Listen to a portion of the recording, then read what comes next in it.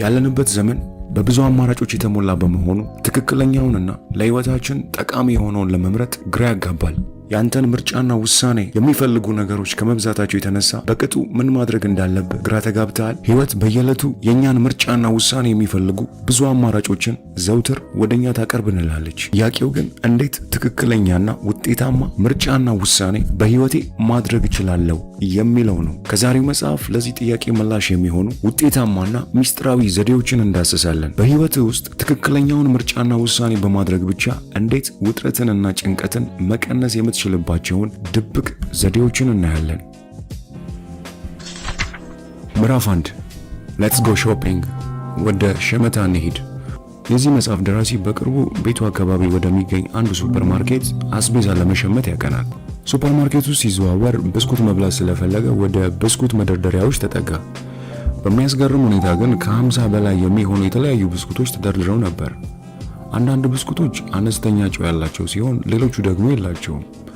ቀሪዎቹ ከፋት ነፃ ሲሆኑ የቀሩት ደግሞ በጣም አነስተኛ መጠን ያለው ፋት ነበራቸው።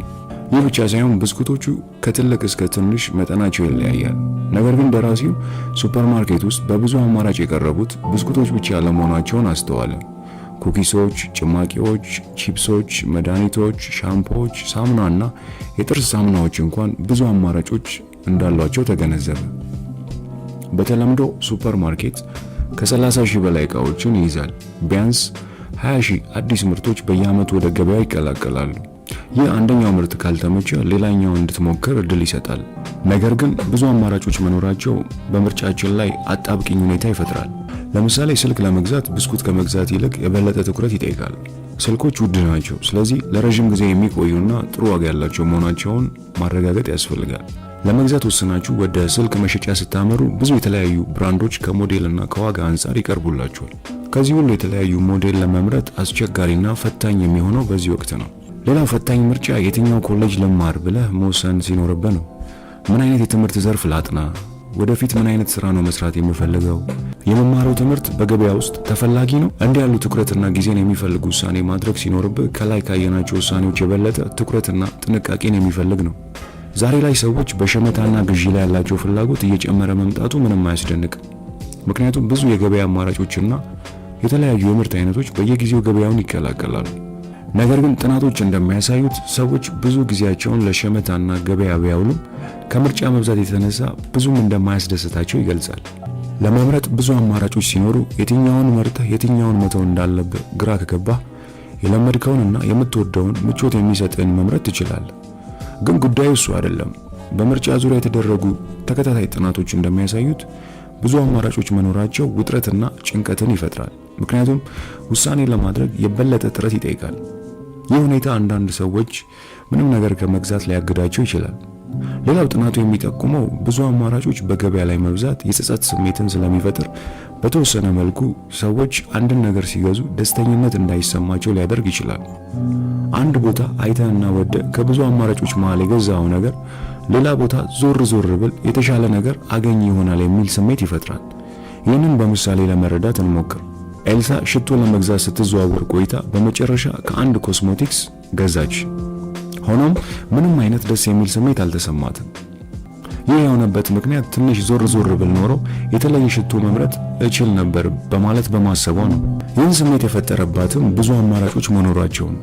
በህይወት ውስጥ እንዲህ ያሉ ብዙ አማራጮች ወይም ምርጫዎች መኖራቸው በደስታችን ላይ ከፍተኛ ተጽዕኖ ያሳድራሉ። ብዙ አማራጮች መኖራቸው ሁል ጊዜ ጥሩ ነገር አይደለም፣ ብዙ ጊዜ ወደ ችግር ያመራል። ይህንም ደራሲው the paradox of choice ወይም የምርጫ ፓራዶክስ በማለት ይገልጸዋል። የዚህ ምዕራፍ ቁልፍ ሐሳብ በህይወት ውስጥ የአማራጮች መብዛት ሁልጊዜ ጠቃሚ ያለመሆኑን መረዳቱ እንዲኖር ማስቻሉ። አማራጮች ሲበዙ ውጥረት፣ ጭንቀትና አልፎም ድባቴ ሊፈጠር ይችላል። ምዕራፍ 2 deciding and choosing፣ መወሰንና መምረጥ። አንድን ነገር መምረጥ አስቸጋሪ ሊሆን ይችላል። በተለይ ሁሉም አማራጮች ማራኪ ሲሆኑ እጅግ በጣም ፈታኝ ነው። ለምሳሌ ጂሚ አዲስ ቤት ለመከራየትና ለመቀየር አስቧል። እያንዳንዱን አማራጭ ዋጋ፣ ቤቱ የሚገኝበት ሰፈር፣ የቤቱ የደህንነት ሁኔታ ግምት ውስጥ ማስገባት ይኖርበታል። ጂሚ በፈለገው ሰፈርና ዋጋ አንጻር ብዙ የሚከራዩ ቤቶችን አግኝቷል። ሁሉም የደህንነት ስጋት የሌላቸውና ጥንቅቅ ያሉ ቤቶች ናቸው። ጂሚ የትኛውን ቤት እንደሚከራይ መወሰን አለበት። ለከተማ ቅርበት ያለውና በዋጋ ከፍተኛ የሆነውን ወይስ ከከተማ ራቅ ያለና ወጪ ቆጣቢ የሆነ ቤት? ትክክለኛውን ውሳኔ ለማድረግ ብዙውን ጊዜ ግብህን ያካተተ መሆን ይኖርበታል። ማንኛውንም ምርጫና ውሳኔ ከማድረግ በፊት ከግብህ አንጻር ያሉህን አማራጮች በሚገባ ማጤን አስፈላጊ ነው። ቀጥሎ ላሉ አማራጮች ትኩረት ስጥ። በመጨረሻ ሁሉንም አማራጮች ገምግም። ግብህን ለማሳካት በጣም የሚረዳህና የሚያግዝህን ምረጥ። በዚህ መሰረት ጂሚ ከቀረቡለት የክራይ ቤቶች ጥሩ በሚለው የራሱ መስፈርት አመዛዝኖ ለከተማ የቀረበ ተጨማሪ የትራንስፖርት ወጪ የሌለው ለገበያና ትራንስፖርት በቅርብ ርቀት ላይ የሚገኝ መሆኑን ካገናዘበ በኋላ ውሳኔውን አደረገ። ግቦችን ማውጣትና ማቀናጀት በጣም ከባድ ነገር ሊሆን ይችላል። ነገር ግን ራስን እንዲህ በማለት ልጠይቅ ትችላለህ። በትክክል የምፈልገው ነገር ምንድነው? ምንድነው የሚያስፈልገኝ? የምትፈልገውን ማወቅ ማለት በምርጫህ ምክንያት ምን እንደሚሰማ መገመት ማለት ነው። የምንፈልገውን መወሰን ቀላል ስራ አይደለም።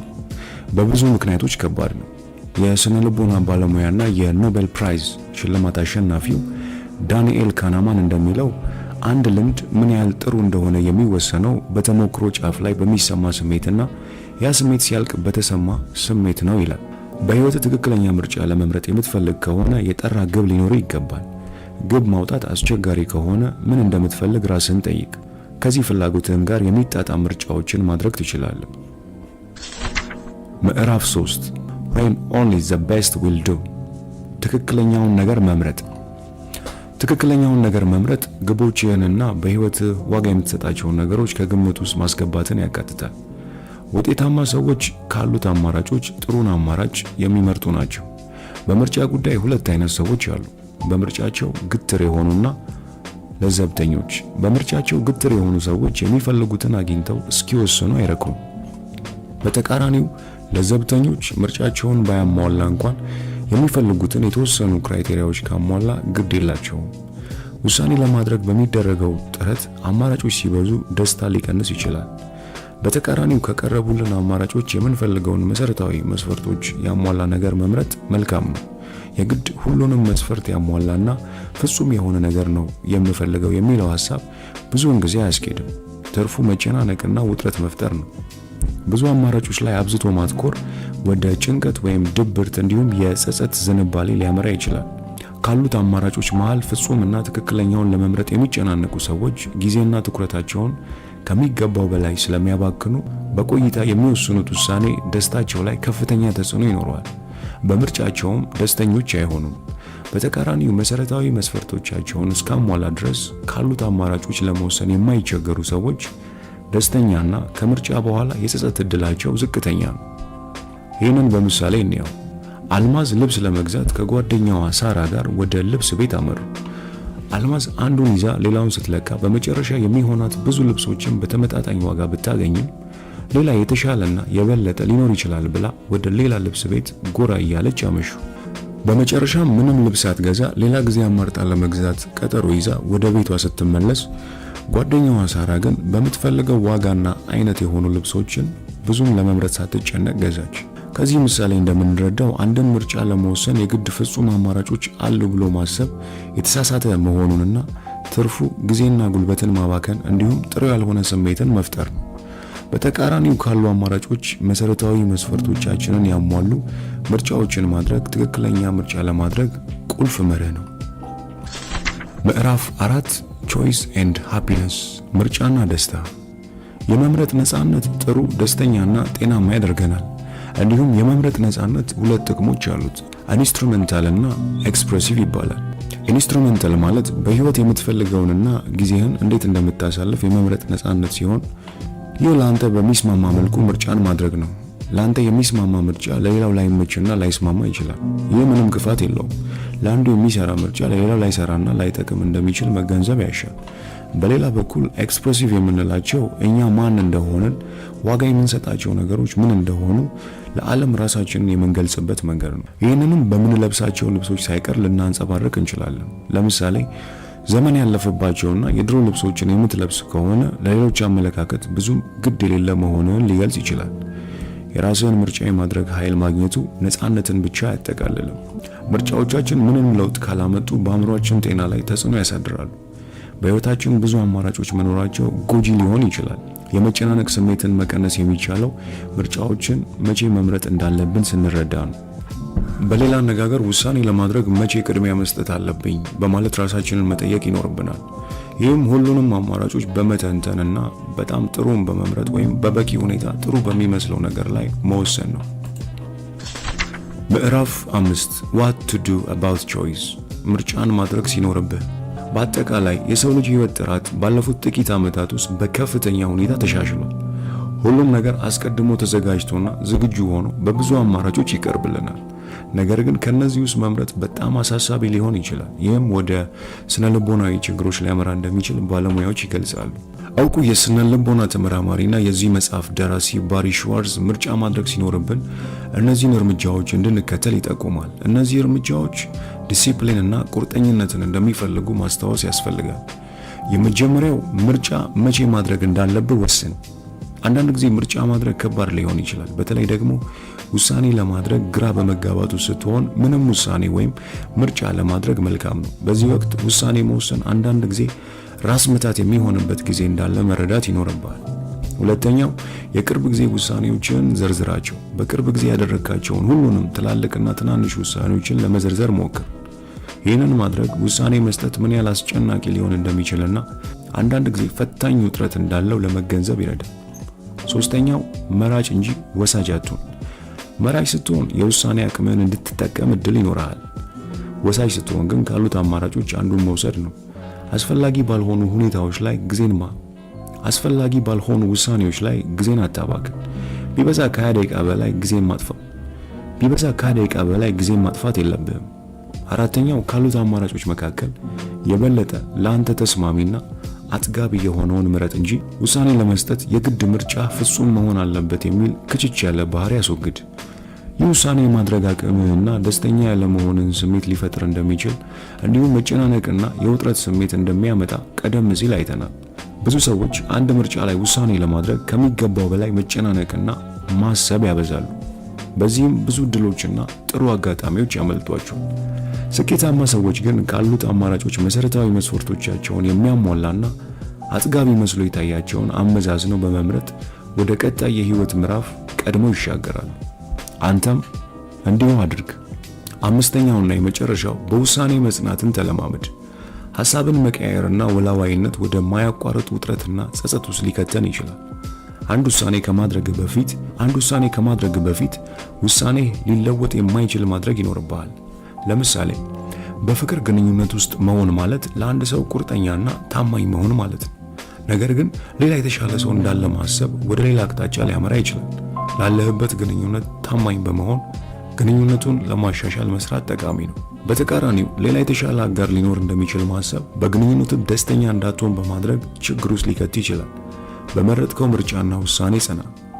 እነዚህ 5 ስልቶችን በመተግበር ትክክለኛ ምርጫና ውሳኔ ለማድረግ እንዲሁም በውሳኔ መጽናት እንድትችል ይረዳሃል። እነዚህ ዘዴዎች በህይወታችሁ አስፈላጊ በሆኑ ጉዳዮች ላይ እንድታተኩሩ ይረዳችኋል።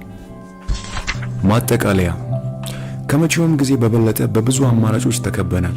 ነገር ግን ብዙ አማራጮች መኖራቸው ደስተኛ እንድንሆን አያደርገንም። ይልቁንም ወደ ስነ ልቦናዊ ችግሮች ሊያመራ ይችላል። ምክንያቱም ከብዙ አማራጮች መካከል ለመምረጥ የሚደረገው ጥረት ደስታን ይቀንሳል።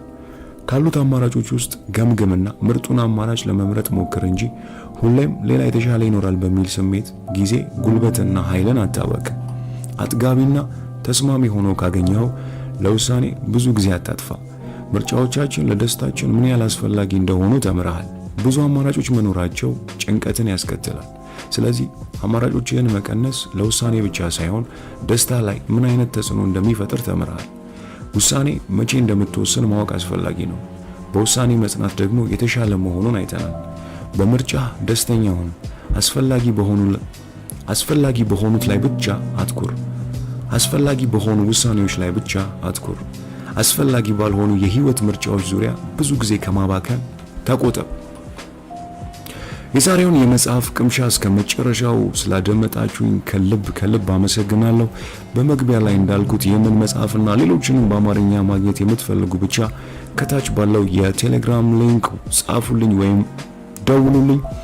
ሁሌ እንደምለው አዲስን ነገር መስማትና መናገር እንልመድ። ልታነቡት ፈልጋችሁ ጊዜ ያጣችሁለት በማንኛውም ቋንቋ የተጻፈ መጽሐፍ ካለ ኮመንት ላይ ጻፉልኝ። ለሁላችንም በሚመች መልኩ አቀናብሬው መልሼ የማቀርበው ይሆናል።